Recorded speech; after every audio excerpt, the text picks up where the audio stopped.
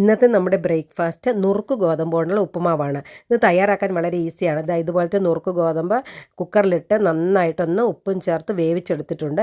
ചീനിച്ചട്ടിയിൽ കടുക്, മുളക്, കറിവേപ്പില, ഇഞ്ചി, പച്ചമുളക് ഇവയെല്ലാം ചേർത്ത് വെളിച്ചെണ്ണയിൽ നന്നായി വരട്ടിയെടുക്കുക. അതിനുശേഷം തേങ്ങായും ഇട്ട് ഒരു നുള്ളു ഉപ്പും ചേർത്ത് ഒന്നും കൂടെ ഒന്ന് മൂപ്പിച്ചെടുക്കാം. അതിനുശേഷം നമ്മൾ വേവിച്ച് വെച്ചിരിക്കുന്ന നുറുക്ക് ഗോതമ്പിൻ്റെ കൂട്ട് ഇതിനകത്തോട്ട് ചേർത്ത് കൊടുക്കാം. വളരെ ഈസിയാണ്, വളരെ ഹെൽത്തി ആയിട്ടൊരു ഉപ്പുമാവാണ്. തയ്യാറാക്കാൻ വളരെ എളുപ്പമാണ്.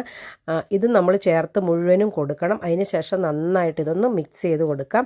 കുട്ടികൾക്കും മുതിർന്നവർക്കൊക്കെ ഒരുപോലെ ഇഷ്ടപ്പെടുന്ന നല്ലൊരു ബ്രേക്ക്ഫാസ്റ്റ് റെസിപ്പിയാണ്. അതുപോലെ ഇത് വൈകുന്നേരങ്ങളിലുമൊക്കെ കുട്ടികൾക്ക് കൊടുക്കാനും ഒക്കെ നല്ലതാണ്. ഇത് നമുക്ക് വൈകുന്നേരത്തെ അത്താഴത്തിനും എടുക്കാൻ പറ്റിയ ഒരു നല്ല ഉപ്പുമാവാണ്.